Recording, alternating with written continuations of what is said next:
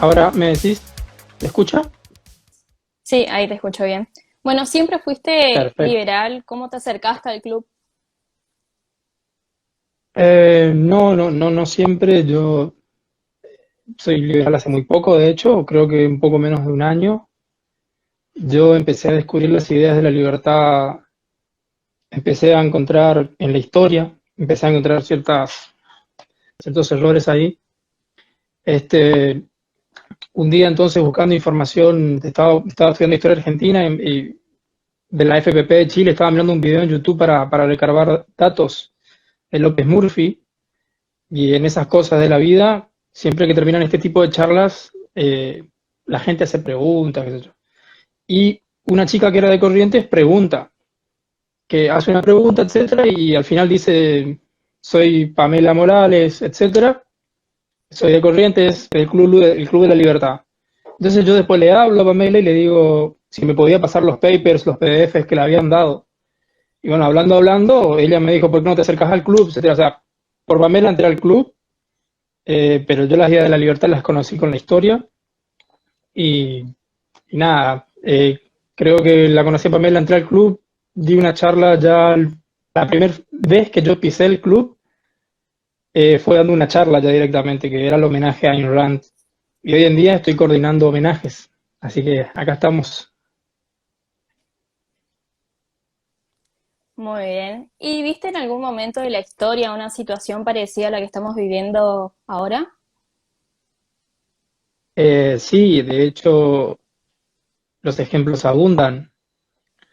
Si me estás preguntando por qué ya tuvimos un momento de cuarentena o algo parecido. Mira, la historia es una interpretación. Albert Camus decía, la verdad no existe, la verdad se inventa. Bueno, la historia es lo mismo. La historia, dependiendo quién la cuenta, le va a dar su interpretación. Y dependiendo del historiador, uno puede encontrar muchas semejanzas, por ejemplo, con la época de Perón. Se vivía de una forma bastante parecida a la actual. Eh, pero por eso te digo, la historia es una interpretación, muchos van a decir, no, el peronismo, bueno, vos sabés cómo son los peronistas, este, pero a este nivel donde la economía se está desmoronando por culpa de que el gobierno lo está manejando mal, no es nada nuevo. Y esto no es nada nuevo desde que existe el estado de bienestar. Desde que existen los estados de bienestar, mal llamados de bienestar, las economías de los países que lideran este tipo de gobiernos siempre van a ir. Es una paradoja. El estado de bienestar no funciona sin el capitalismo, pero el estado de bienestar pregona políticas socialistas. Esto es algo muy interesante. Y esto es algo que se repitió desde la creación de, desde que se inventó las jubilaciones en Alemania. Los alemanes fueron, Bismarck fue el primero en inventar esto. Y desde ahí esto se vino repitiendo. La historia de lo interesante de la historia es, y por eso me unía al equipo homenajes, y por eso también cuando me dijeron si podía coordinarlo, no, dije que sí, es que te da datos, te da ese tipo de anticuerpos, por así decir, por usar un concepto, para entender la realidad. Y eso es muy interesante. Hay veces que ciertas políticas, sobre todo cuando estamos hablando de políticas económicas, se quieren llevar a cabo, se quieren implementar y fracasan porque son políticas, primero, a corto plazo y segundo, que desconocen las verdaderas necesidades de la gente. No están aplicadas para funcionar en realidad. Están, eh, tienen una base que no coincide con lo que la gente quiere. Von Hayek tiene un camino, tiene varios libros sobre esto. Mises le dedica todo un capítulo a entender este tipo de cosas, un libro que se llama La acción humana. No quiero citar mucho, porque el otro día veía que los chicos de las Fundaciones Libertad sacaron una sección que se llama algo así como el liberalismo zapatilla, es decir, dejemos ya de esto de andar citando, dejemos esto y pongámonos a hablar, vamos a los barrios, vamos a, a- a decir qué es el liberalismo, por qué fracasan las políticas keynesianas, vamos a decirlo todo. Sí, yo estoy de acuerdo con eso, pero el tema es Y en ese sentido, yo estoy a favor de andar citando autores, de andar estudiando, de andar leyendo, porque yo no voy a entender la realidad y no voy a poder hacer una bajada didáctica de lo que es la realidad sin antes haber estudiado un poco. Yo no digo leamos la acción humana completa, son 1300 páginas, leamos las obras de Mises, que tienen mucho ingredientes, son muy difíciles de digerir, sobre todo si no leíste algo antes. Pero es necesario llenarse de contenidos para poder dar esta batalla. Yo no puedo salir a la calle y encontrarme con una persona que es de izquierda y decirle, mirá, lo que vos estás programando no sirve. Vos tenés que respetar al individuo. No, eso no, así no sirve, digamos, no es la forma. Entonces vos tenés que leer un poco, informarte y en base a eso vos tenés que construir un argumento didáctico, pero acabado en ese sentido y tiene que ser comprensible, pero vos no vas a poder lograr ese argumento didáctico si no tenés el conocimiento de antemano. Y por eso es que a mí me gusta a veces citar a los autores. Por ejemplo, Karl Popper, son filósofos del conocimiento. Ayn Rand fue, de hecho, yo no la conocía, Ayn Rand, hasta que me hice miembro del club. Y bueno, en fin. Bueno, teniendo en cuenta ahora que nombraste algunas de las figuras, ¿cómo crees que hubiesen reaccionado los pensadores clásicos en esta situación? ¿Se hubiesen doblado sus principios o no? Si primero, doblado sus principios, no creo. Si hay algo que, digamos, caracteriza a los intelectuales liberales, es que, y esto tiene que ver con la ética liberal, son personas que saben lo que quieren, persiguen objetivos muy claros y no se van a andar doblando frente a determinadas cuestiones. El liberalismo justamente es eso. Los intelectuales liberales siempre dicen, este es nuestro objetivo, y esto es muy claro en este sentido, son muy claros en este sentido. Ellos, hay tres pilares fundamentales, que es el respeto a la vida, la propiedad, la libertad. Ese es, digamos, el liberalismo clásico. Después, los liberales van siendo un poco más radicales, digamos, más libertad, menos Estado, pero en rigor hay una esencia siempre de los liberales, y es la libertad, la propiedad y la vida. Esas tres cosas son claras. Y en base a esas tres cosas, los liberales van a ir construyendo distintos argumentos. Algunos se van a ir cada vez radicalizando un poco más, y no en el sentido, no porque sean radicales sean malos, porque ellos tienen una concepción distinta de lo que puede ser la izquierda radical. La izquierda radical es siempre un poco más violenta. La izquierda liberal es radical en el sentido de más libertad. Y donde encuentra más opresión, ahí va y no aplica violencia al liberal. El liberal es una persona que no discute, debate, y lo hace con argumentos. Y el liberal, y esto lo dice Popper, va a debatir con vos en la medida, esto lo dice en un libro que se llama La sociedad abierta y sus enemigos, donde él tiene su famosa paradoja de la tolerancia. El liberal va a discutir con vos con argumentos, va a tratar de debatir con este tipo de cuestiones, pero siempre y cuando haya un contraargumento también. En este sentido, el liberal es un individualista, es bastante metodológico, es un hombre de ciencia, es un hombre de lógica, es un hombre de empirismo. ¿Qué significa que haya un argumento y un contraargumento? El liberal siempre va a discutir sobre la base de una tesis. Tiene que haber una tesis de base sobre lo que se está discutiendo. Vos fijate que si yo te quiero vender una taza o cualquier bien, yo no necesito explicarte todo el proceso por el cual yo construí ese bien. Yo simplemente tengo que decirte cuáles son las ventajas de ese bien. En cambio, si yo quiero transmitirte una idea, yo ahí sí tengo que saber fundamentar la idea, cuál es el origen de esa idea. Tengo que tener el argumento para poder llegar a vos. Vos fíjate, la izquierda, la gente que defiende el peronismo, hay veces que no entiende esta parte porque no hay en realidad un argumento ético que defienda su postura, entonces en ese sentido son cerrados. Y esta es una gran característica del liberalismo. El liberalismo no es una ideología, el liberalismo es una metodología científica. Entonces, esto hay que tenerlo bien claro. Eh, eh, y en este sentido, los intelectuales, los liberales, como vos nombraste hace un momento, nunca pueden doblarse porque ellos se están basando en la realidad, en los datos. Datos, datos, muchos datos. Entonces, un liberal en ese sentido no se dobla. Quizá, si nos vamos a la cuestión política, al político, el que se dedica a la política, más Weber toca mucho esto del político de profesión, el político más o menos, el político que vive de la política y el político que vive para la política, y hay una gran diferencia. El que vive para la política por lo general es un político que lo hace por convicciones, lo hace porque le gusta, lo hace porque persigue cierto bienestar ético, y el político que vive de la política claramente es un político que no está esperando mucho de la gente, sino sacar algo de rédito económico. Entonces, en ese sentido, la diferenciación entre el científico, el liberal científico y el liberal político es fundamental. Que es lo que yo le preguntaba una vez a un intelectual muy prestigioso. Le decía, ¿cuál es el rol de un político liberal? El político liberal no sube al gobierno para robar a la gente, sube para hacer cumplir la ley. Al liberalismo y ellos, si están en el gobierno, va a ser para que funcionen las instituciones. Pasa en el Estado. El poder no está, están los gobernados. Y esta es una clara diferenciación. El liberalismo justamente es eso, ya desde John Locke, como puedo ir diciendo, incluso hasta más atrás podemos ir.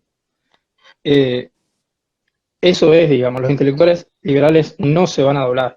Muy interesante también, por ejemplo, tener el tema de las ideas, algo que todos estos defensores del capitalismo han dicho defender al liberalismo desde una postura económica y han olvidado el papel de las ideas, han olvidado la importancia que tiene, para ser más directo con mi ejemplo, la Facultad de Humanidades.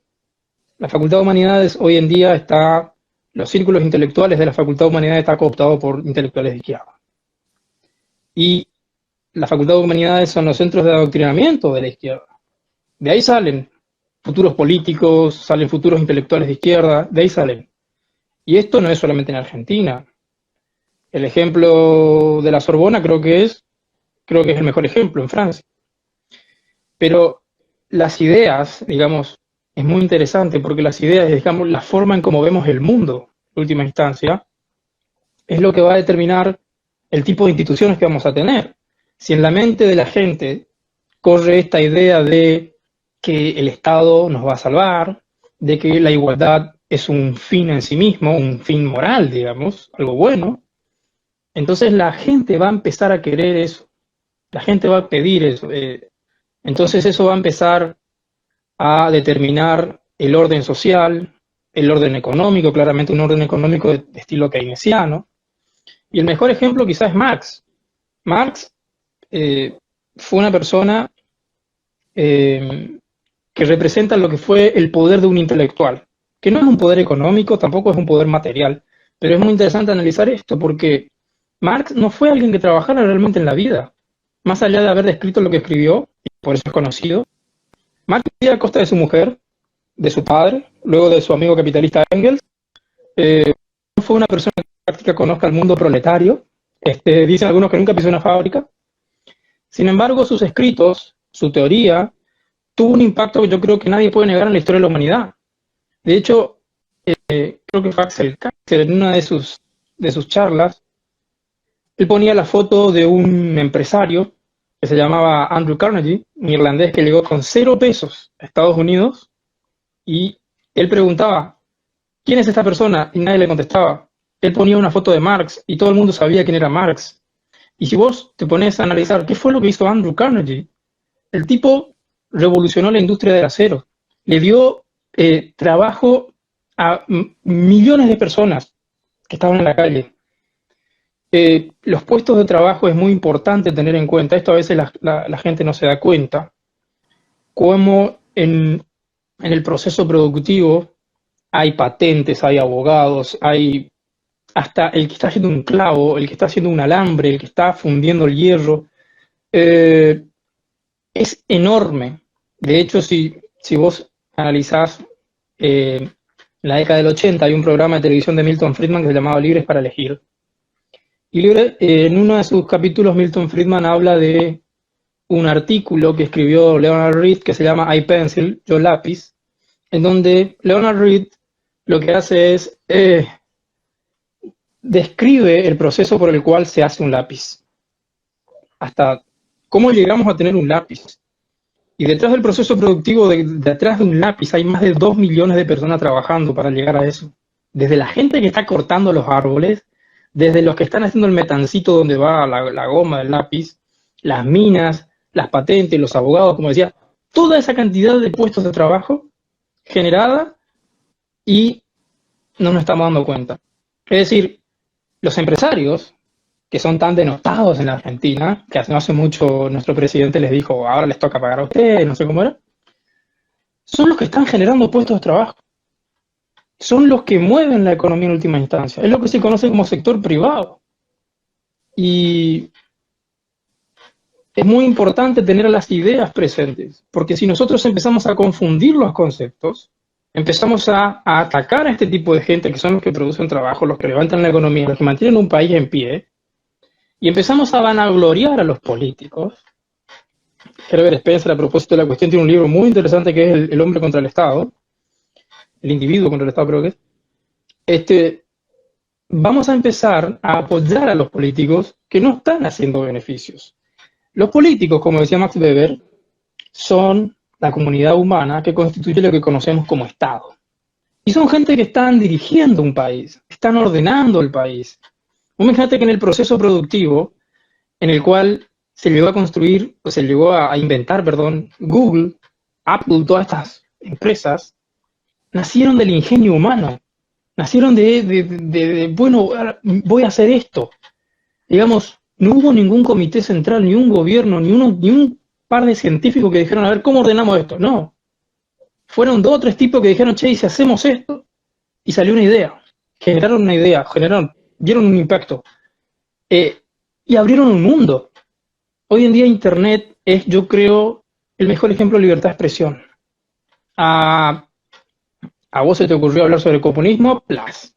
Haces tu página e incluso empezás a lucrar a través de, gracias a que alguien creó Internet. ¿Nadie creó Internet? Ni un político creó Internet. Entonces, cuando en ese proceso productivo los políticos empiezan a intervenir la economía, dicen, bueno, acá tenemos que poner un freno, acá hay que hacer esto, hay que llevar para allá, esto hay que hacer así, así. Ahí vos empezás a interrumpir lo que Mises llamó la acción humana. Nadie puede hacer esas cosas y los que hacen eso empiezan a fracasar.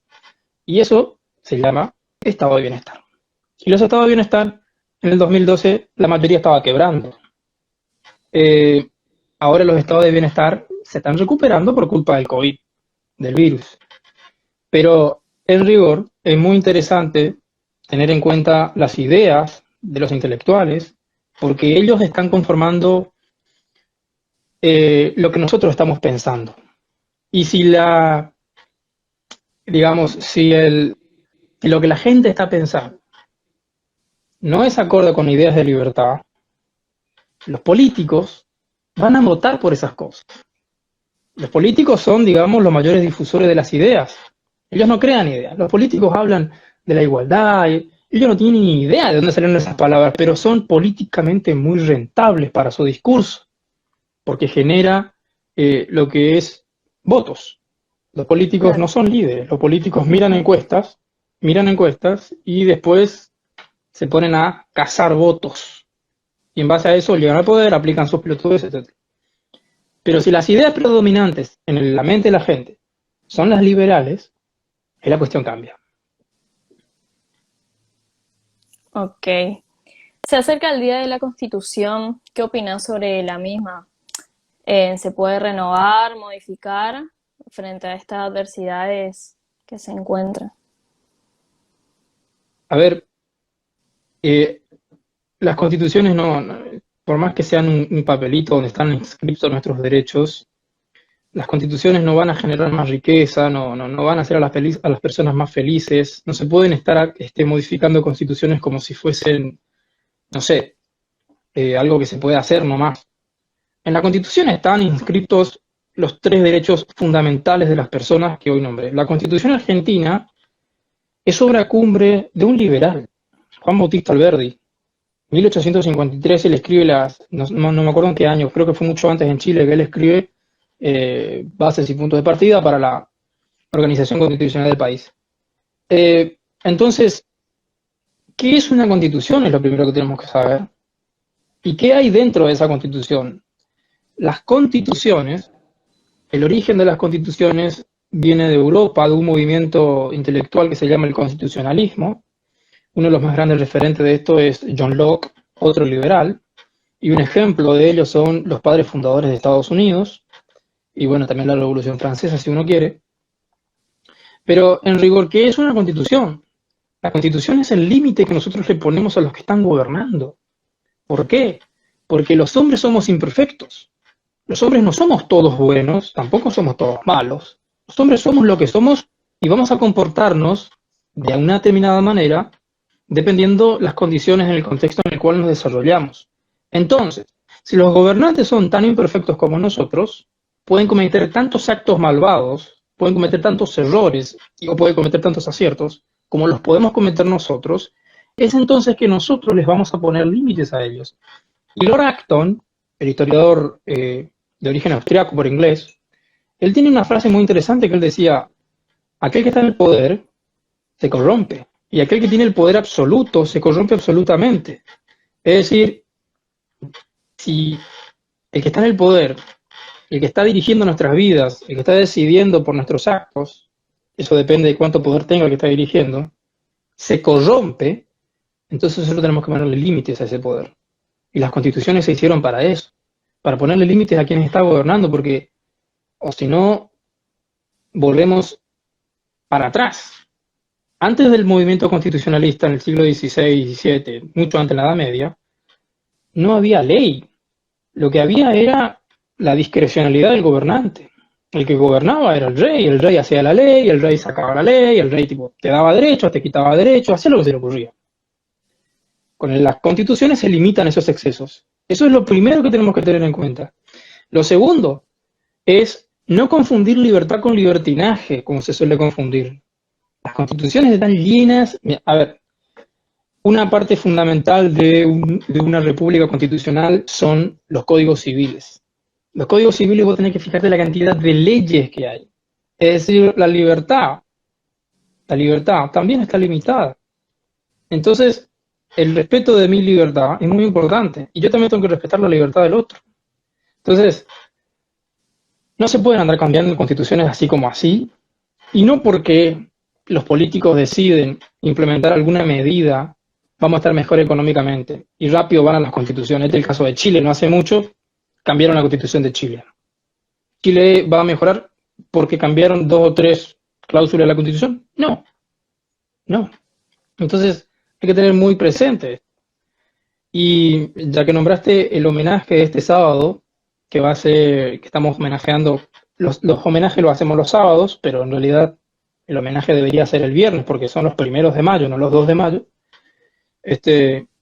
Es muy interesante tu pregunta porque viene bien para pensar a dónde estamos yendo como país.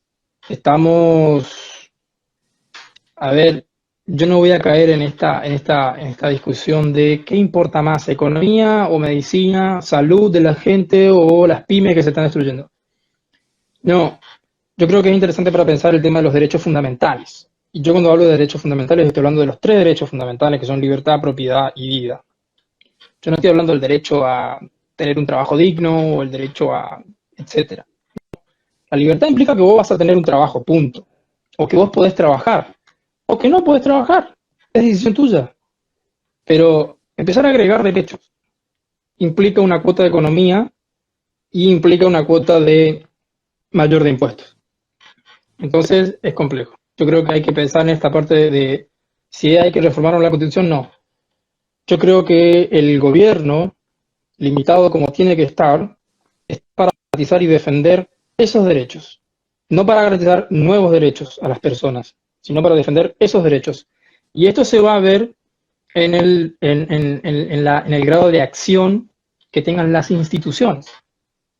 Karl Popper siempre se preguntaba, él decía, ¿qué es más importante? ¿Tiene que gobernar la izquierda, la derecha, los liberales, los comunistas?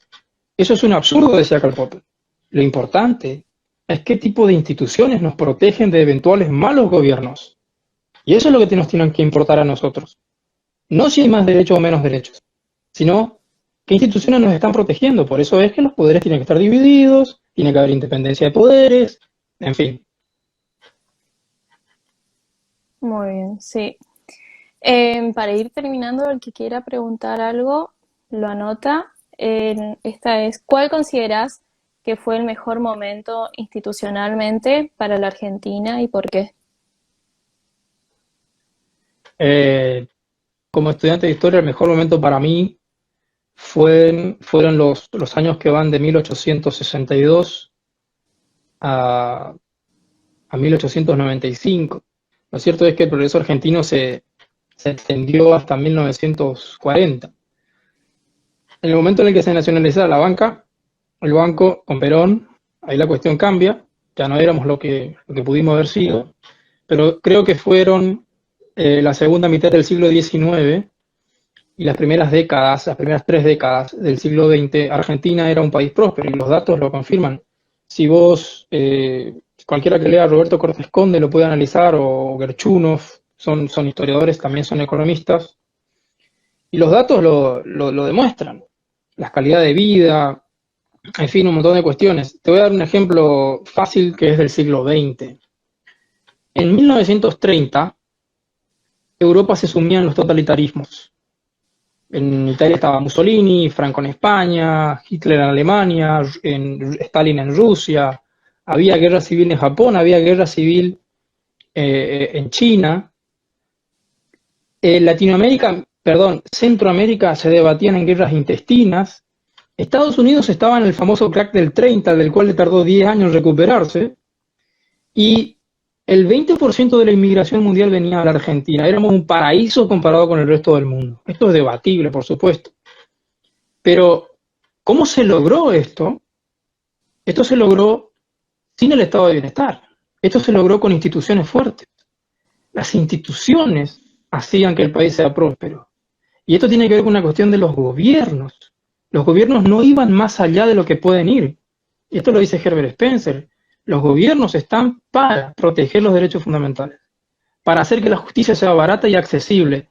Más allá de estas cuestiones de libertades puramente negativas, el historiador Isaiah Berlin habla de las libertades negativas, las libertades positivas, dice, más allá de la libertad negativa, el Estado no tiene que ir. ¿Qué es una libertad negativa? Es la libertad que te protege a vos, tu integridad física y tu voluntad. Nadie debe meterse con eso. Y esta es una premisa fundamental del liberalismo, que tiene que ver con el individualismo. Entonces, los gobiernos que se dedican a eso, a fortalecer las garantías individuales, las libertades fundamentales, y que se fortalecen las instituciones, y así fue como este país creció. Y para terminar, si vos querés, una frase del presidente de Uruguay, que a mí me pareció increíble, cuando asumió, él dijo, somos inquilinos del poder. El gobernante no es dueño del poder. Es un inquilino del poder y trabaja al servicio de los ciudadanos, de los gobernados. Muy buena. Acá habían preguntado, ¿cuál es tu presidente favorito de nuestra historia?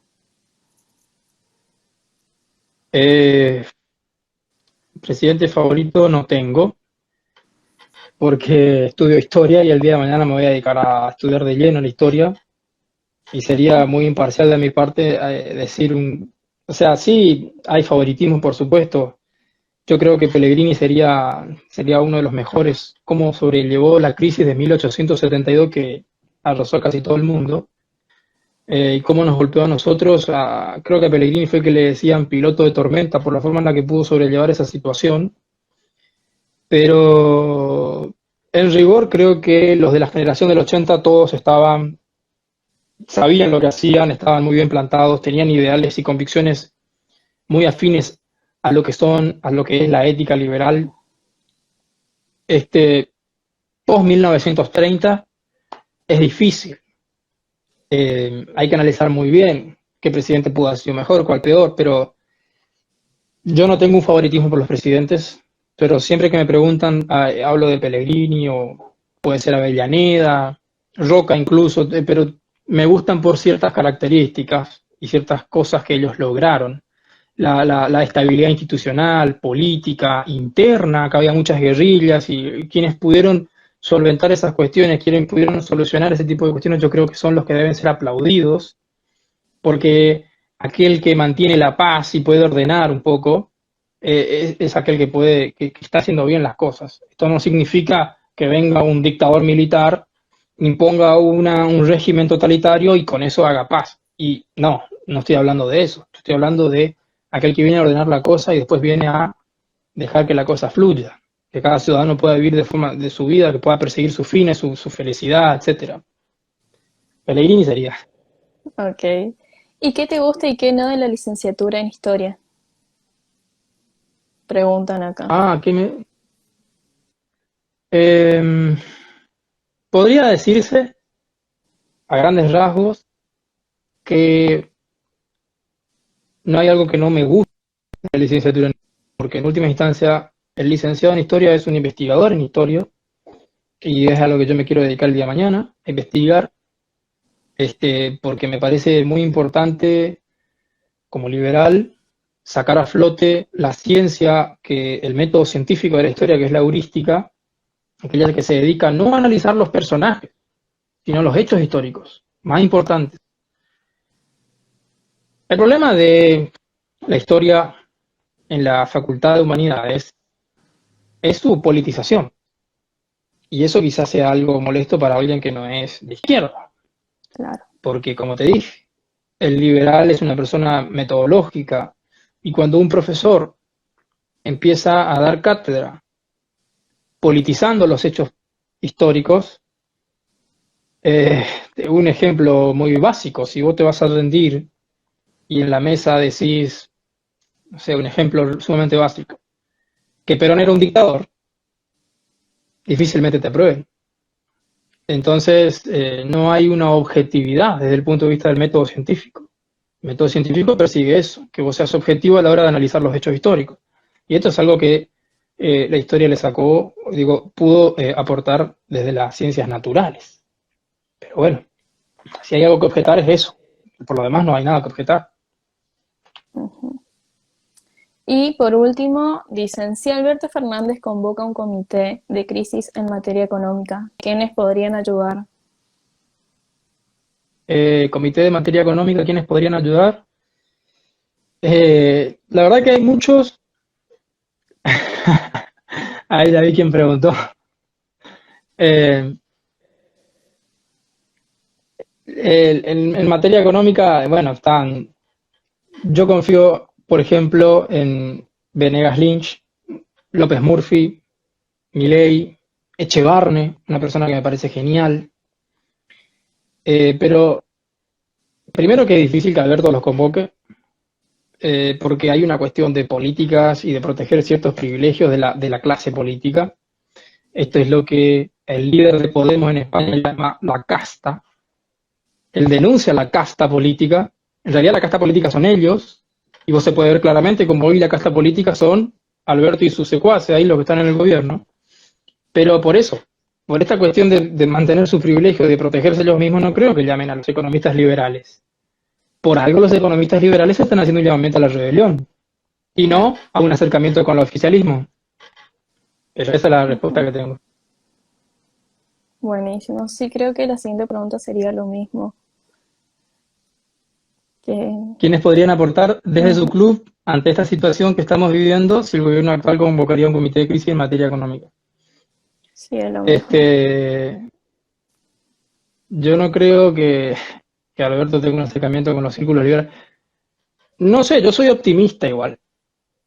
Porque es como le decía la otra vez que hablaba con un conocido, la piña que se está por pegar a Argentina puede dar un vuelco, puede dar un vuelco a la cuestión, podemos tirarnos hacia, pueden surgir sectores radicalizados de ultraderecha, porque obviamente los que están en el gobierno son la izquierda, puede ser que surjamos los liberales, que están bastante divididos, sea el caso, o se puede radicalizar aún mucho más la izquierda. Lo que sí descarto es un golpe militar, ese sí descarto. Lo que no descarto es un golpe de la propia izquierda contra Alberto, o de un movimiento de ultraderecha, ultranacionalista que también puede pasar. Eso es muy, uno diría esto es muy conspiranoico, muy improbable, pero no en vano. Hay liberales que están haciendo el llamamiento a la rebelión. Entonces, no tenemos que descartar estas cuestiones. Y luego, a ver, otro más dice, ¿qué opinás de Maquiavelo? ¿Sus ideas son compatibles con las ideas de la libertad en sus obras? Con magia, em, lo leí a Maquiavelo y tengo dos posturas. Tengo un respeto profundo por Maquiavelo y, de hecho, ya se ha empezado a decir que la frase de Maquiavelo no es de Maquiavelo, que no importan los medios, solamente importa el objetivo. Entonces, esto es algo que propugnó mucho el comunismo. Ludwig von Mises en La acción humana, él habla de que socialistas y liberales quieren lo mismo. El objetivo es el mismo, darle una mejor calidad de vida al hombre. En lo que difieren es en los medios. Y en eso está muy bien. Ahora, el comunismo, primero que tiene un objetivo diferente, y segundo que los medios también son muy, muy, muy radicalizados. Entonces, si los medios importan, perdón, si los medios no importan, hay un problema. Porque no importa lo que importa es el objetivo, no importan los medios. Y yo no sé si no importan los medios, porque en ese no importan los medios puede morir mucha gente. Ok, y para cerrar la última preguntita, ¿existe alguna solución económica para Argentina post cuarentena? ¿Cuál es la vía más factible? Bastante, creo que esto lo Bastante. repiten todos los liberales, los economistas. Primero hay que reducir el gasto público, es muy grande el gasto público, hay que bajar las tasas. Nosotros estamos como si fuésemos la España de la época de la colonia de tantos impuestos que tenemos. Hay impuestos al comercio interno, hay impuestos al comercio externo. La gente está pagando cosas que todavía no tiene. Es decir, es increíble eso. Entonces, cuando eliminemos todo eso, cuando le demos más libertad a la gente, cuando le demos más libertad a los comercios, la cuestión va a ser esa. Pamela pregunta si existió la dictadura liberal. Ajá. ¿A cuál te referís? Me suena ¿Se tomaron a medidas Chile, pero no. liberales? Preguntan. Si en la época de la dictadura se tomaron medidas liberales. No. En la época de la dictadura del 76 en Argentina, no hubo, si es que te referís a esa, no pudo ser. Primero, que estábamos en un estado de sitio. El liberalismo no funciona si hay un estado interventor, menos de ese modo. Y segundo, si vos analizás exactamente la tablita cambiaria de Videla, Martínez de Otset, todos ellos, esto te puede explicar alguien que se llama Facundo Esquercia, maneja muy bien estos temas, pero no eran políticas liberales. Yo en economía no es mi fuerte, claramente, pero te puedo asegurar que no, y si querés después lo fundamentamos. Bueno, creo que eso es todo por hoy. Un gusto hablar con vos y muy Dale, interesante todas tus respuestas. Chao, dale, buenísimo. Chao, chao, chao, chao. gracias a todos.